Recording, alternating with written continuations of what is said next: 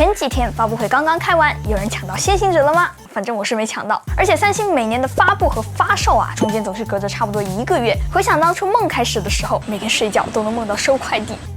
不过平板我已经拿到了，不是1台，3台我都有。那正好发售的时间还没到，这回的 Ultra 又有了平板里面最大的屏幕 Super AMOLED、5G 网络，还有很多人吹爆了 S Pen。那它组合起来会是最强的安卓平板吗？咱们一起来看看。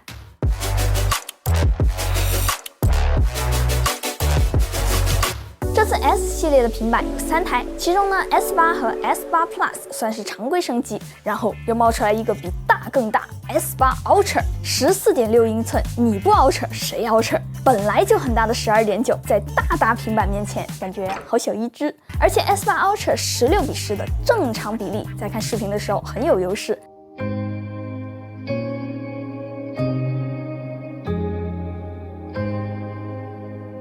绝大部分视频肉眼可见的会震撼很多，实际显示面积甚至比 MacBook Pro 14还要大1圈。而且别忘了 S8 Ultra 用的是 OLED 屏幕，但是屏幕大了这么多，它居然还能比12.9薄了接近1毫米，开5.5毫米厚，电池11200毫安时，这咋做到的？牺牲外放？然而好像并没有，我们直接戴耳机听听吧。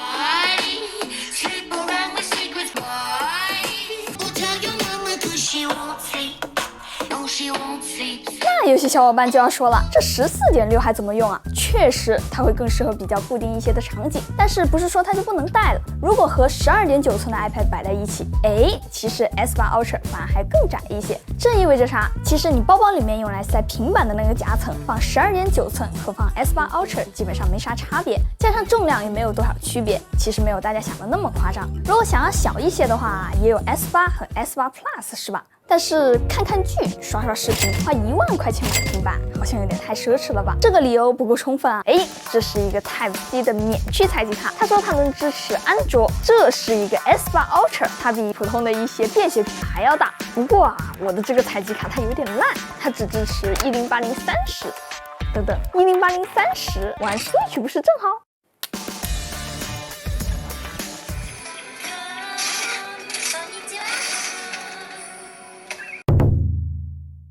说回来，提到三星平板，小伙伴们第一反应是啥 ？S Pen 对吧？之前我对笔的要求都是能接近 iPad， 但是我没有想象过能超越 iPad， 或者说大部分超越 iPad。S Pen 的尖端是这种细细的尖尖的造型，而且 S Pen 的笔尖还是那种有点软软的，带一点点摩擦力的感觉，真的区别非常大。但是我让很多朋友尝试了一下，他们都不约而同的认为 S Pen 写起来延迟也是最小的。的确，它的延迟超级小，官方数据说最低只有2.9毫秒。不过这种感觉，我觉得也有一部分归功于这个笔尖，那叫一个精细。用 iPad 的小伙伴应该都知道 ，iPad 想要精细，那就得捏，写字捏一捏，画图捏一捏。到 S8 Ultra 上面完全可以实施不捏，写笔记的时候就算是平板竖过来，也能毫无压力的写到格子里去。画画的时候不需要放很大就能画出细节，而且不管什么原因导致的，它写字就是比 Apple Pencil 写字好看那么一些。那么这么好的笔要多少钱呢？0元购，3个平板都会附带1支笔。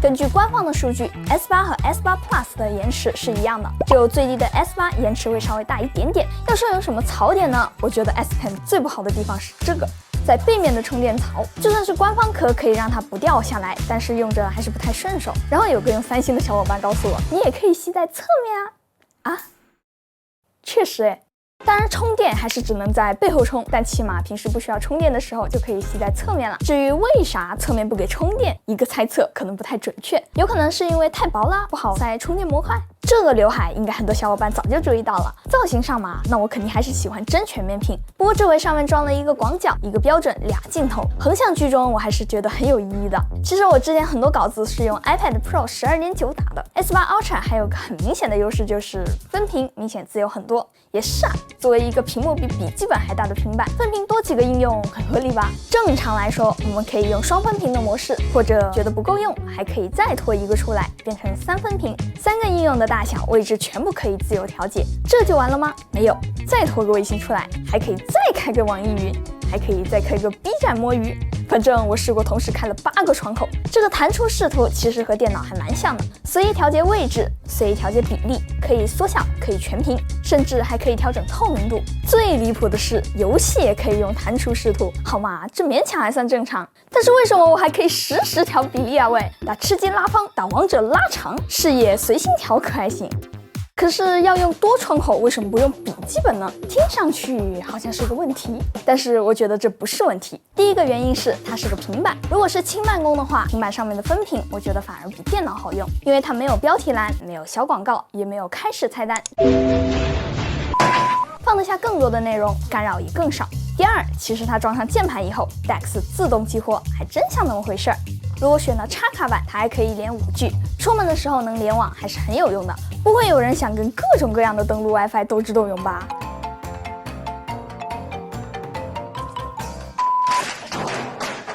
除了联网，这东西居然还可以打电话，能打电话就算了，居然还有计算器。Siri, Juice, Sad Bees。这次平板上面预装的呢，也是 One UI 4.1，虽然升级不算很大，但是作为一个成熟的系统，整个三星生态表现还是很不错的。仔细想想，三星也是一个有手机、折叠屏、平板、手表、耳机一整套的厂商，互传。耳机流转，也就是耳机会自动选择合适的声音来源，跨设备复制粘贴，还有很经典的 Flow 也升级了，现在人家叫三星多屏联动，而且平板本身还可以和手机连接，手表也可以在运动的时候实时显示监测数据，还可以实时计算卡路里。今天已经运动了20卡了，下线，辛苦我了。总之呢 ，S8 Ultra 绝对是最强的安卓平板之一，非常巨大而且优秀的屏幕，配置也拉满，更何况还送一支 S Pen。但是这不意味着它就是无敌的平板。作为安卓平板，安卓生态内的各种问题它也不得不面对。即使是三星能用各种骚操作来让大部分的软件勉强正常使用，也不耽误生产力，但是体验终究还是有优化的空间。还好最近能看到各种安卓平板也开始发力了，说不定是一个很不错的信号。随着用户越来越多，开发者们也会逐渐重视安卓平板生态的发展。至于现在，我认为 S8 Ultra 在某些方面也是非常有优势的。如果你的需求是看视频、轻办公，或者是非常依赖笔，比如说画画和写字，那 S8 Ultra 会完成的相当优秀。不过价格也挺震撼的，就是了。好了，本期视频到这里就结束了。如果这期视频对你还有所帮助的话，记得给我点赞、3连关注哦，这对我来说非常重要。那我是千里，咱们下期再见吧，拜拜。